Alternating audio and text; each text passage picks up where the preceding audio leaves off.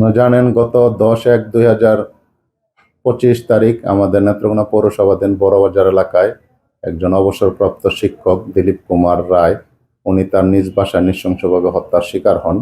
এই ঘটনায় গত 12/1/2025 তারিখ ওনার স্ত্রী নিবা রায় সদর থানায় একটি হত্যা মামলা দায়ের করেন। এই ঘটনার সংবাদ পাওয়ার পর থেকেই আমরা সিসি ক্যামেরা, তথ্য প্রযুক্তি এবং স্থানীয়ভাবে বিভিন্ন তথ্য সংগ্রহ করছি কারা এই ঘটনার সাথে জড়িত।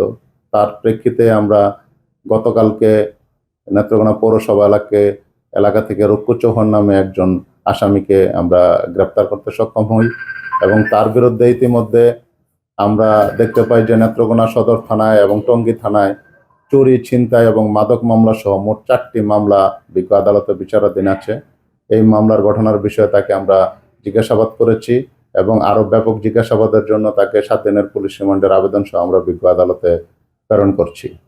আর নাশকতার মামলায় আমরা সিংহের বাংলা ইউনিয়ন নেত্রকোনা সদর থানাধীন 4 নং সিংহের বাংলা ইউনিয়ন পরিষদের বর্তমান চেয়ারম্যান মোফাক্করুল ইসলাম মিলন, ওনাকে এই নেত্রকোনা জেলাধীন মোহনগঞ্জ থানা এলাকায় অভিযান করে আমরা গত রাতে গ্রেপ্তার করেছি।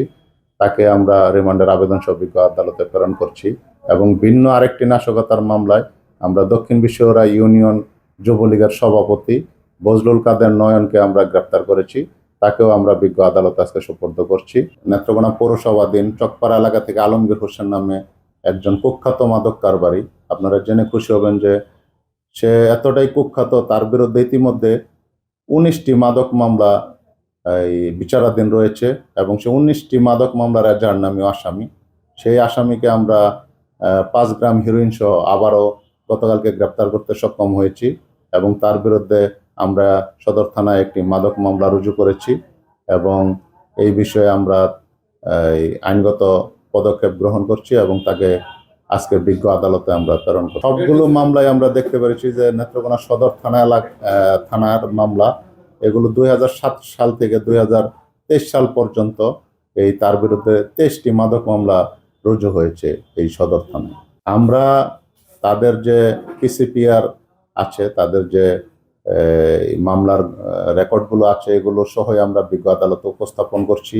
বিজ্ঞ আদালত অবশ্যই বিবেচনা করবে যে যেহেতু সে এতগুলা মাদক মামলার এজাহার নামীয় আসামি, সে যেন আর সহজে জামিন না পায়, এ বিষয়ে আমরা শক্ত পদক্ষেপ নিব এবং তার বিরুদ্ধে আমরা যত ধরনের আইনগত ব্যবস্থা গ্রহণ আছে, আইনের ফাঁক দিয়ে যেন সে বেরোতে না পারে, সেই জন্য আমরা ব্যবস্থা নেব।